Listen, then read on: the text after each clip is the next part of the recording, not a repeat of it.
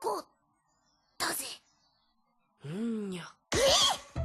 この寝顔、このボディライン、この匂い、この弾力、やっぱり女だな。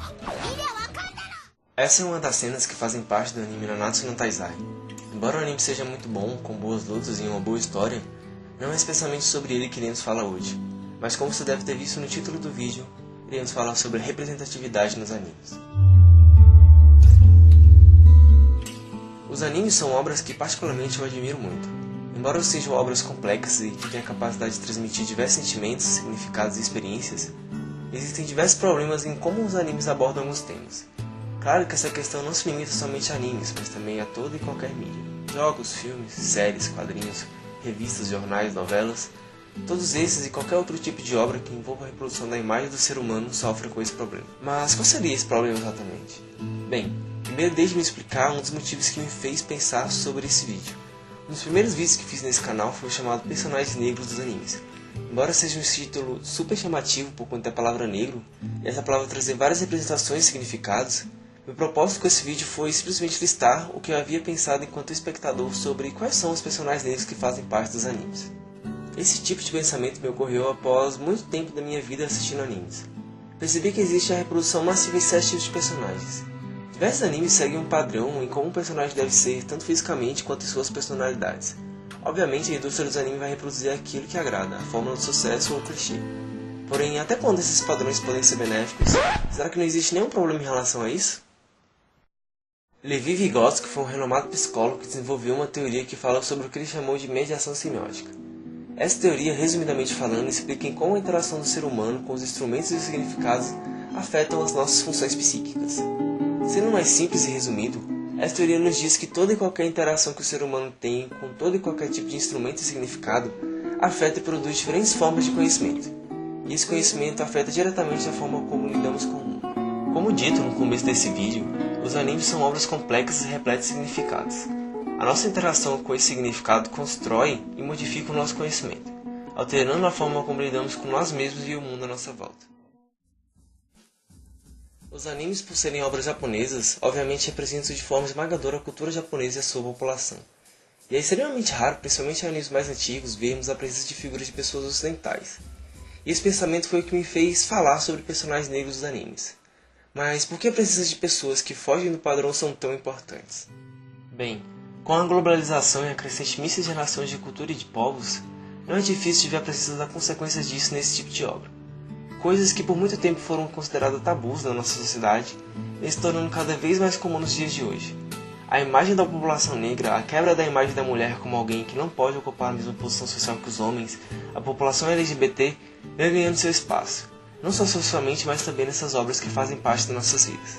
Mas, embora alguns animes tenham conseguido acompanhar essa crescente evolução de instrumentos e significados, diversos animes, e quando digo isso quero dizer a grande maioria, ainda apresentam posturas mais conservadoras. Talvez essa seja a consequência da própria postura conservadora que a população do Japão tem, mas não é exatamente esse o problema. A representação de algumas coisas acaba sendo pejorativa, e isso sim é um problema. As pessoas que mais sofrem com esse tipo de problema, com certeza são as mulheres.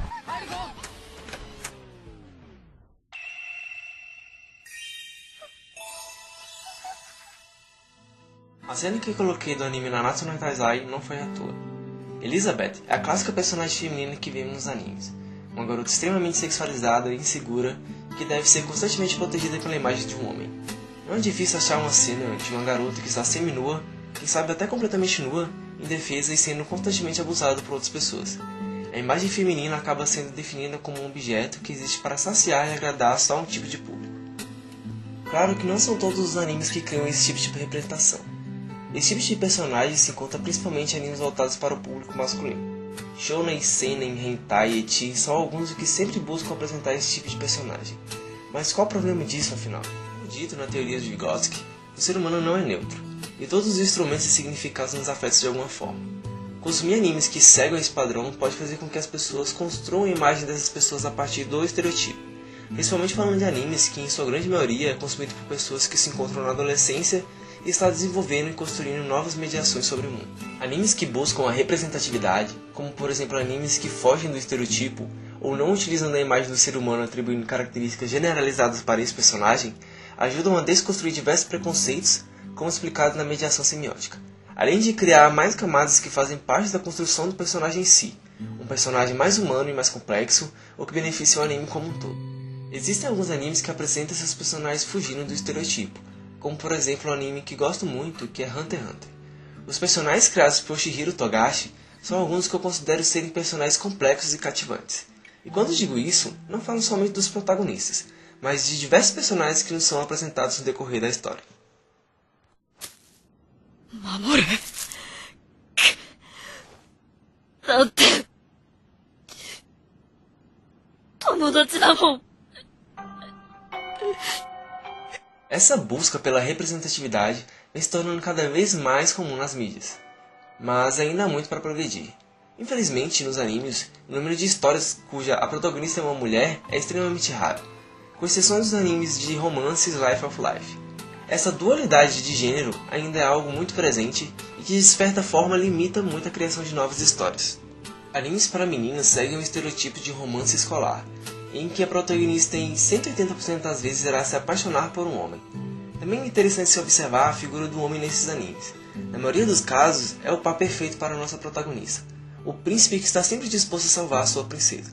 Já em animes voltados para o público masculino, a imagem da mulher é sempre assimilada à atração sexual. As personagens geralmente são criadas para satisfazer algum fetiche masculino. Toda a sua personalidade é moldada para esse objetivo, e é extremamente raro achar algum personagem que não sofra com isso. Mas, ultimamente, o número de protagonistas femininas que fogem desse estereotipo vem crescendo, porém não nos animes.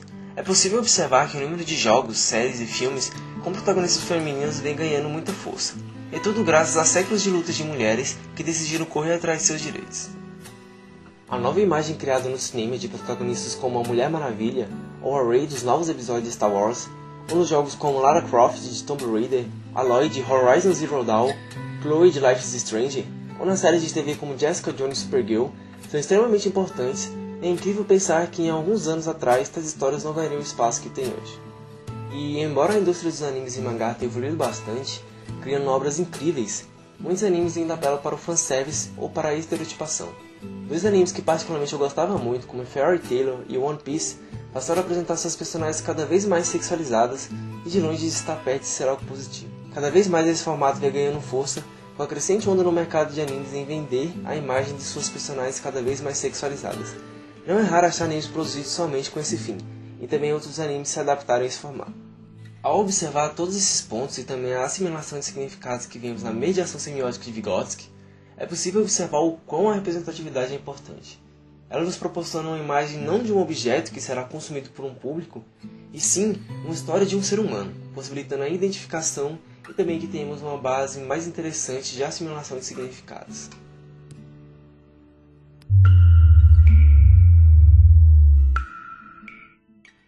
Esse foi mais um vídeo da One Vision. Se você gostou desse vídeo, por favor, se inscreva no canal e deixe seu like. Vai ajudar bastante a gente.